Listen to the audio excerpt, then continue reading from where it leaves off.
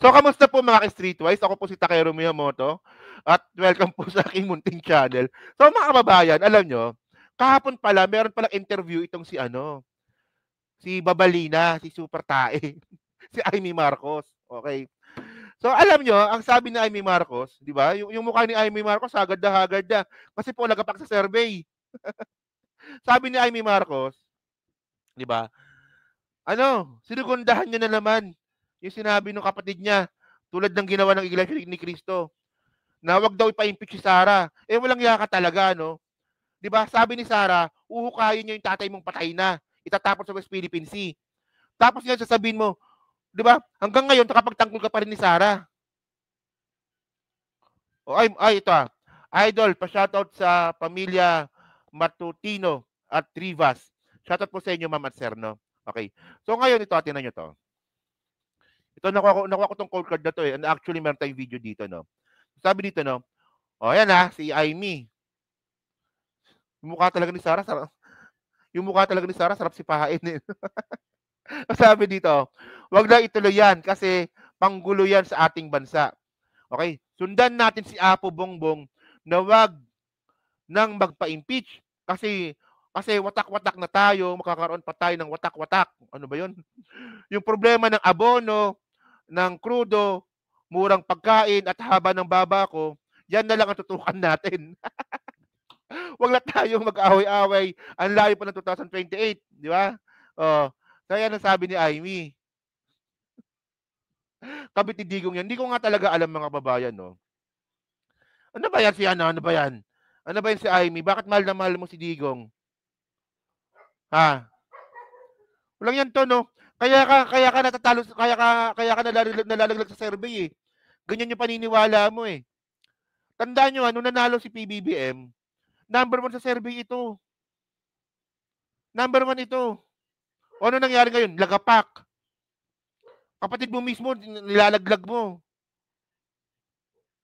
Oh. So ito may video dito. Panoorin nyo to. Oh. Saan na ba? Ito. Tinan nyo. Sinabi na. Tinan nyo yung mukha ni Amy. Haggard na. Oh. Yung mahabang baba na pinaritoke niya, humaba ulit. Bagsak na bagsak yung mukha. Sang-ayon ako kay Pangulo Bongbong sa akin. Nakero, Amy Lacson, Duterte ba yan? Kayo malisyoso kayo Kayo Tingnan nyo yung mukha ni Amy Sir Zakero, Duterte loyalist po yung si Super Tae. Hindi, pero seriously mga babayan, tingnan nyo yung mukha ni Amy, ikumpara nyo yung mukha niya nung mga bandang 1990s, mahaba talaga yan. Tapos nagparitoke po siya. Tapos nung nagparitoke po siya, umiksi ng konti. Ngayon, haggard siya ngayon kasi nga matatalo sa eleksyon, humaba ulit. Patawas natin si Amy. Tatama pa ba ng tawas yan? Yan, ang gulo nyo eh. Ang gulo nyo. Sige, continue, sige. Sinabi na at sang-ayon ako kay Pangulo Bongbong sa aking ading na wag na ituloy yan kasi panggulo yan sa ating bansa. Talagang nagkakahidwaan. Para sa akin, actually, sino ba nang gugulo? Di ba? Sino ba nang gugulo? Tapos na po yung termino ng mga Duterte. Bakit po patuloy pa rin po na umeepal itong matandang hukluban po na to? Kung magsalita, akala mo napakagaling na presidente Diyos ko naman. Magiging paulit-ulit tayo nito eh. Pahingi po ng like. Maraming salamat Tiger Eyes, no? Nagre-request po si Tiger Eyes po ng likes, di ba? So kaya na, continue natin. Siyempre, ako yung pasimuno noon ng Unity. Kahit pa paano, isinisigaw ko pa rin. Kahit na sumasama ang loob ko at binabanatan ako, sinisigaw ko pa rin. Deserve mong mabanatan. Huwag kang pa-victim dyan. Lagi mo sinusumbat na ako ang pasimuno ng Unity. Problema mo yan. Bakit kasi namili ng vice presidente para itandem sa kapatid mo na baliw. O, di ba? Yan ang ano sa'yo eh. Masusumbat yan. Tinan yung haba talaga ng baba nito. O, sige. Isang bansa, isang diwa, sabi ni Apolacay. Ayan, yan ang problema sa'yo. Tinan niyo sabi niya, yan ang problema sa'yo eh. Bansa, isang diwa, sabi ni Apolacay. Diba, dami mo na naman yung tatay mo eh. O isang bansa, isang diwa daw, sabi daw po nung tatay na Marcos. Diba, yung one of the best president po sa history ng Pilipinas. O diba, tatay niya yun eh. Tatay niya daw, sabi niya. Sabi niya yun, ewan ko kung naniniwala kayo doon. O pero, diba? O kita niyo, may mga bobong didias na naman dito. Drug test, ikuting. Gago pa, mental ka, tarantado ka. Tanginan to, no? Pa-mental ka kaya, no? So, tingnan nyo Sabi ni Amy Marcos, isang bansa, isang diwa, sabi ng tatay ko. Ito problema sa'yo eh. Binabanggit mo palagi yung tatay mo. Pero ang layo-layo ng ugali mo sa tatay mo. Ang alam kong Ferdinand Marcos Sr., ang alam ko mahusay na presidente yon, magaling mag-isip. Di ba? Ikaw, anong ginagawa mo? Sarili mong kapatid, nilalaglag mo. Takero, Libayan, content din. Di, bobo si Libayan eh. So, di ba? Tingnan ninyo ito yung nakakainis dito eh. Minsan po kasi, itong si Amy, siguro napapanood nyo naman, di ba? Yung mga political ads ni Amy Marcos, palagi niyang ginagamit yung tatay niya. Ngayon, binastos yung tatay mo, wala kang imik. Yung tatay mo, binastos ni Sara Duterte, wala kang imik. Kapag kinakalat mo yung pangalan ng tatay mo para sa sarili mong campaign at saka political strategy, di ba ganun na lang? Akala mo namumulot ka ng basura di ba? Parang ganun lang eh. Diyan ba si Mark? Mark, suntukan nga tayo. Taka nakatawa niyo ni Mark, puta na. Kapag kayo inipit kayo sa muscle ni Mark, ano kayo niyan? Yari kayo dyan. Pero seriously mga kababayan, at least nakukuha nyo yung point ko eh. Si Amy Marcos, kapag merong speech, kapag merong political ads, palagi niya sinasabi, ito ang natutunan ko sa tatay ko. Naging ganito ako dahil sa tatay ko. Tapos, nung binastos yung tatay mo ni Sara Duterte, wala kang imik. Ang kapal naman ng mukha mo na gamitin mo yung tatay mo, tapos nung kailan pa binabastos, wala kang imik. Di ba? Dug. Ba. Ba.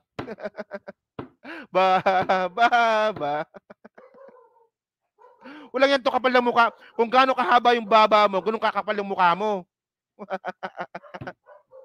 Okay, continue nga. Ako, nagbabasa lang ako ng comment Sige, continue. Yan pa rin ang solusyon sa ating mga problema. Kaya sundan natin si Apo Bongbong na hanggang mag-impeachment kasi watak-watak na tayo, magkakaroon ba ng watak-watak. Ituloy natin ang ating mga problema. Yan. Kung watak-watak na tayo, sino may kasalanan? Hindi nga. Kayo dyan, sa 2,600 na nanonood ngayon, kung watak-watak tayo, sino may kasalanan? Kasalanan ba ng presidente? Kasalanan ba ni PBBM yun?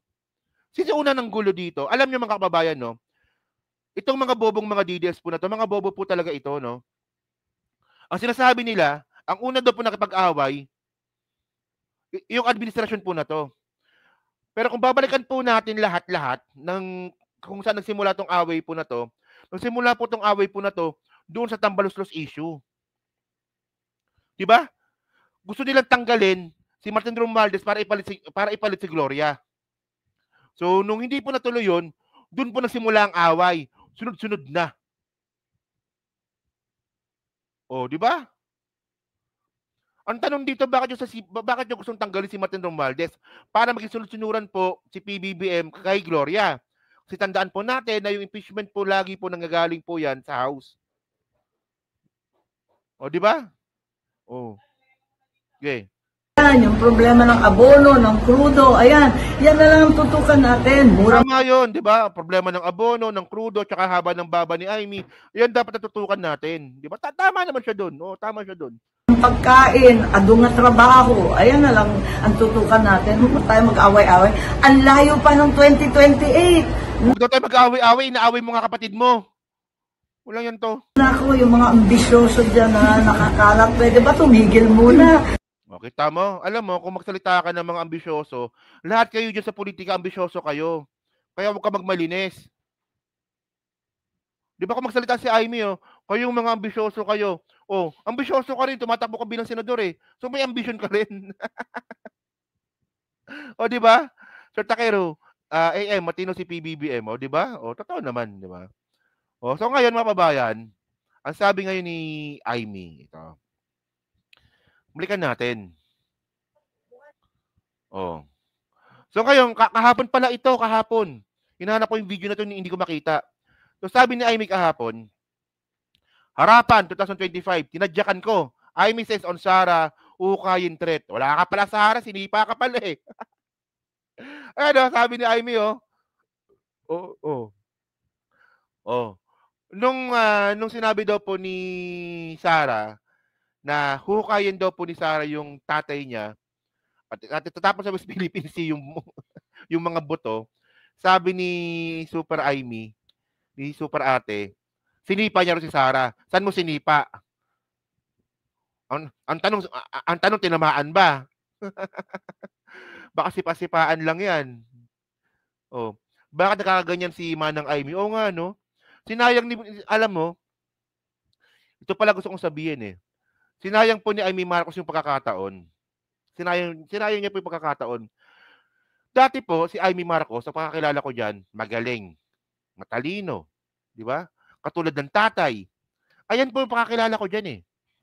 Pero simula nga po nung dumikit siya sa mga Duterte, lahat po yung nagbago.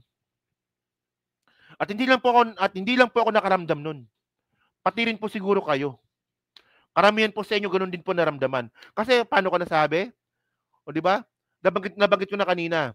2022 survey, number 1 po si Amy para maging senador. Tama, di ba? So, syempre ako naniwala din ako doon. Si Amy Marcos, number 1 talaga yan. Kasi parang tatay niya eh. Di ba? Kung magsalita, matapang. Kasi mga kababayan, di naman po puro tapang. Dapat may utak ka dapat. Di ba? Yun nga lang, eventually, unti-unti, nung dumikit siya sa mga Duterte, na-expose na po ang totoong Amy Marcos. Yung nakilala po natin na katulad ng tatay, matapang, mahusay, para sa bayan, lahat po yun unti-unti po nagbago. Hindi lang po ako nakaramdam nun, malamang kayo din po. Kaya ngayon, wag po tayong magtataka kung bakit si Amy Marcos lagapak ngayon sa survey. Number 13, number 14. Di ba? Sige nga, kayo nga, press 1 nga kayo dyan. Kung sinong, ganun din po ang pagkakilala kay Amy. Nang inaakala natin, maganda to. Kasi ganun di ba? Maganda to. BBM ngayon. Tapos Amy sa susunod. Puro Marcos. Pero nagbago po lahat yun. Sino may kasalanan? Ikaw. Kasalanan mo yan. Kahit mali na kasi pinagtanggol mo. Kung matatalo ka ngayon sa 2025 election, deserve mo yan, walang yaka. Di ba yan, marami ang dami nag-press 1. Sayang, di ba? Sinayang ni Amy Marcos yung pagkakataon. Di ba? Nakakadismaya. Kung ikaw nadidismaya ka, Amy, mas nadidismaya kami sa'yo.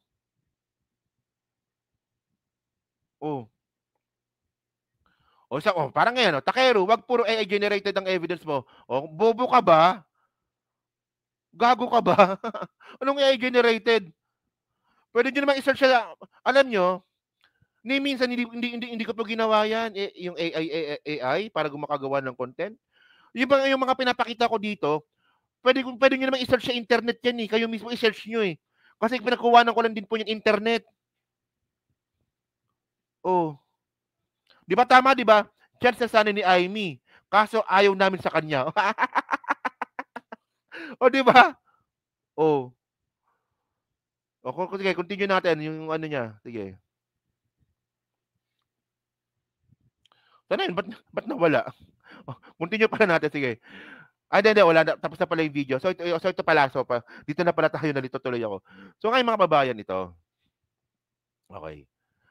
So, ito, sabi dito, Presidential Sister Senator Amy Marcos admitted on Friday she was shocked, nagulat pa daw siya, no, when she first heard Vice President Sara Duterte's statement about wanting to exhume the remains of her father and throw them to the West Philippine Sea. So, na-shock daw po si Amy, no? So, paano ma-shock si Amy?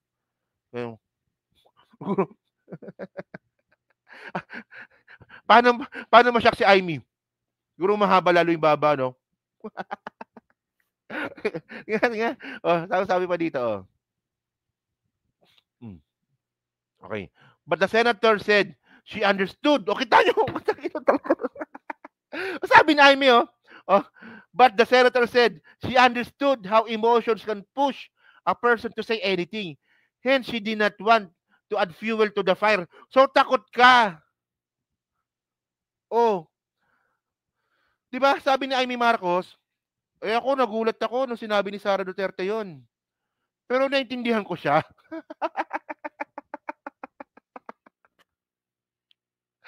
Loko-loko talaga to, no? Ano? Sabi niya dito, nung sinabi ni Sara, nahukayin yung tatay ko at tatapon sa West Philippine Sea. Nagulat ako nun. Pero naiintindihan ko siya. Ayos talaga, no? Madaya na talaga nito. Ayos no? Galing. Walang yung nanalo ka talaga nito, sigurado ako. Wala ka pala Natakot siya kay Sara. Well, so sa bagay, kasi si Sara bata pa, no? 46, 47. Tapos ikaw senior ka na, di ba? Di ba? Baka sapakin ka nun. Di ba? So,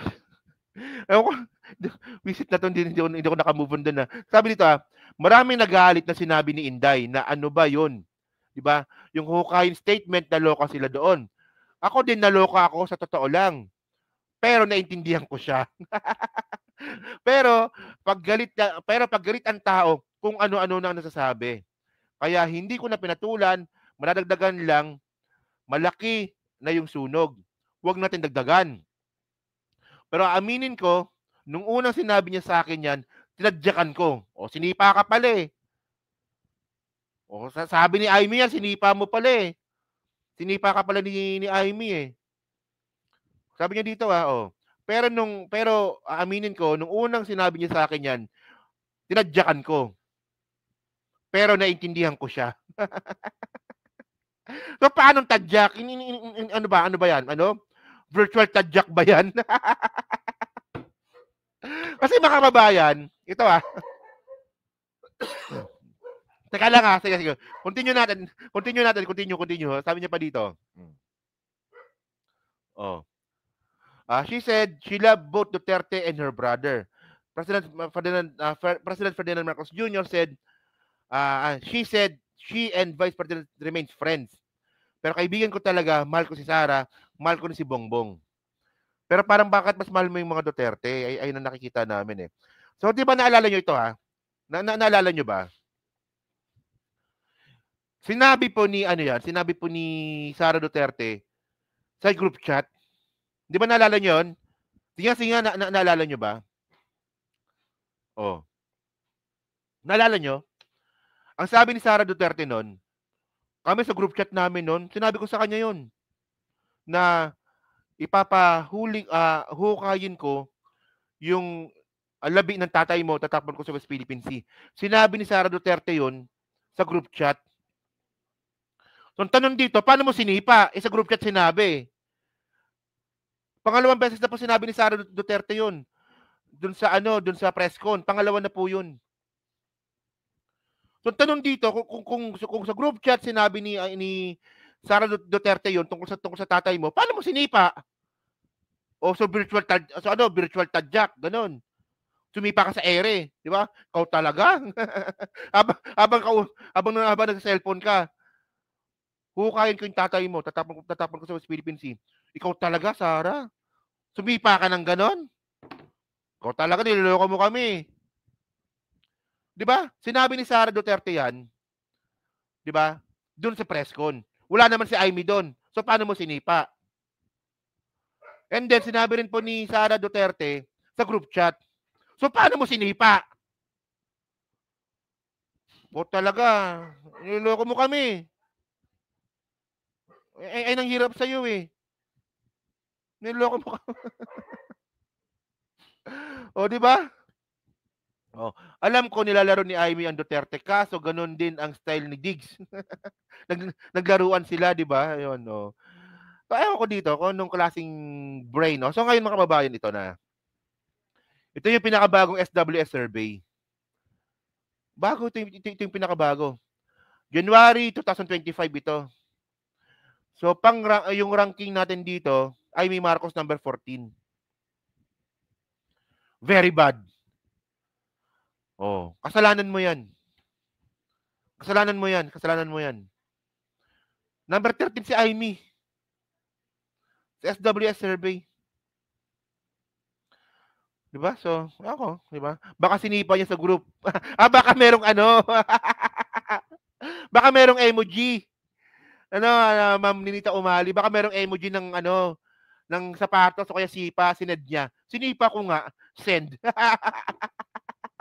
Baka ganon. O, diba? O. Well, sayang Amy. Kung nadismaya ka, mas nadidismaya kami. Sayang yung pagkakataon. Di ba? So yun mga kababayan, no? So yan po sa team replay, no? So ano nga po masabi nyo nga po dito sa pagsipa ni Amy Marcos kay Sara Duterte? Kayo ba naniniwala ba kayo doon? At syempre, di ba, ano yung masasabi nyo dito? Na talaga pinaninindigan po talaga ni Amy Marcos yung kanyang stand regarding nga po kay Sara. Di ba? So yan, so pa-comment lang po sa baba, binabasa ko pong lahat yan. And then mga ka-streetways, next topic po tayo. So may last topic pa tayo, no?